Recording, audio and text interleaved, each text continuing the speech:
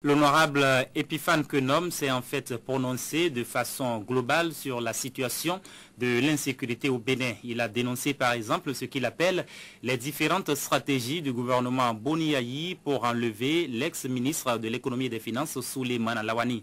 On écoute à nouveau Epiphane Keunom au micro de Pamphile Zissoupli. Les Béninois doivent s'entendre désormais de leur gouvernement, non pas la sécurité, mais l'insécurité infamante.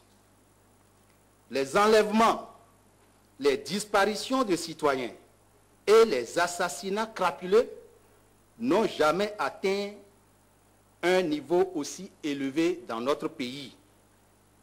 Plus grave, on a eu dire que c'est une opération Ku Klux Klan déclenchée par le gouvernement pour réduire au silence systématiquement tous ceux qui critiquent et dénoncent les nombreux scandales sous le régime du changement. Ainsi, après les menaces proférées en permanence contre l'ancien ministre Ahmad Zizenokwe et les kidnappings loupés de M. Lawani, Souleymane Azinvier, le pouvoir vient de changer de tactique pour faire aboutir son plan d'assassinat programmé. Dans ce cadre, dans le week-end, un ministre du gouvernement actuel, Grégoire Akofodji, s'est rendu sur demande du président de la République au domicile de M. Lawani Souleymane pour lui porter le message suivant.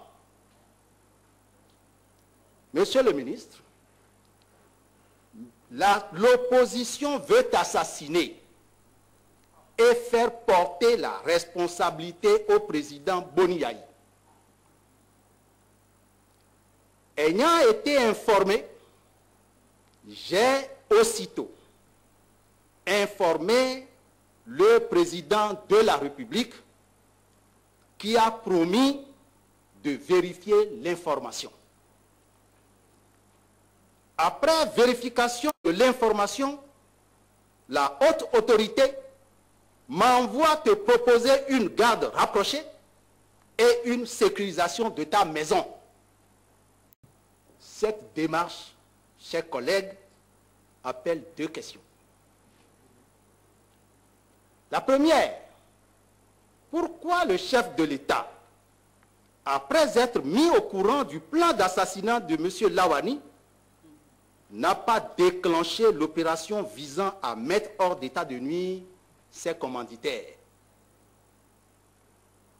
La deuxième question, quel intérêt l'opposition a-t-elle à assassiner M. Lawani alors qu'on sait que son mémorandum sur les honteuses affaires de la Seine-Sade a épinglé et éclaboussé sérieusement le président Yayi Boni en personne et que l'on s'attend que son deuxième mémorandum l'achève.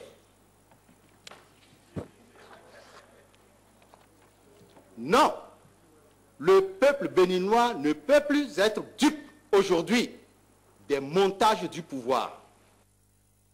La mouvance n'est pas restée muette face aux propos d'Epiphane Keunom. Benoît Degla des forces Kori pour un Bénin émergent est monté au créneau aussitôt pour réagir. Il crie au montage et au complot. Les contacts sont pris avec les rébellions armées des pays de la sous-région pour le recrutement et la formation des mercenaires,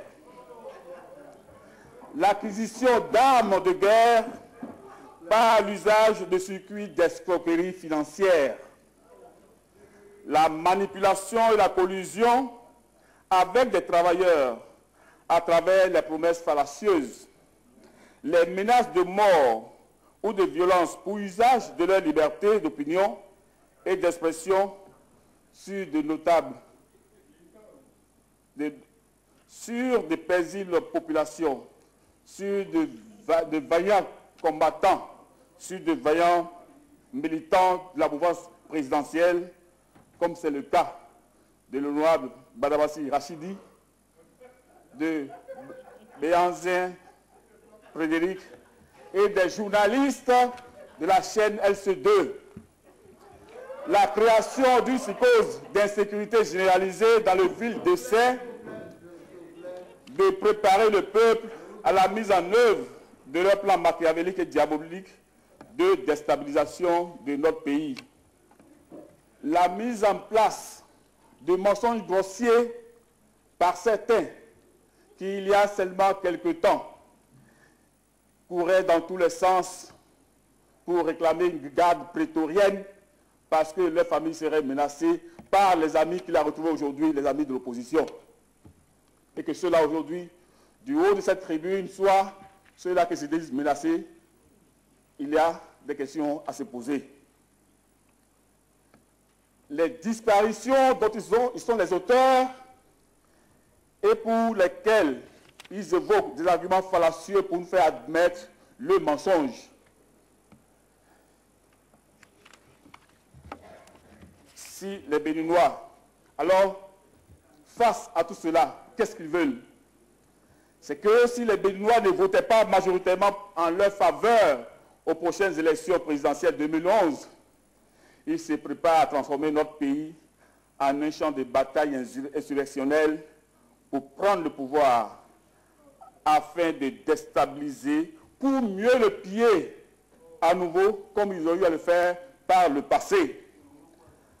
En tout état de cause, nous, les députés de la mouvance présidentielle, attachés aux idéaux de la paix, réaffirmons notre soutien aux actions sécuritaires du gouvernement pour assurer au peuple béninois la quiétude et l'unité nationale. Dénonçons tout plan anticonstitutionnel de conquête du pouvoir d'État basé sur la violence politique et la division ethnique. Appelons tous les démocrates épris de paix à se mobiliser pour barrer à tous ces gangsters qui n'ont aucun respect pour notre peuple et pour qui seul compte l'intérêt personnel et égoïste. Fait à Porto-Novo le 27 septembre 2010, les députés de la mouvance présidentielle.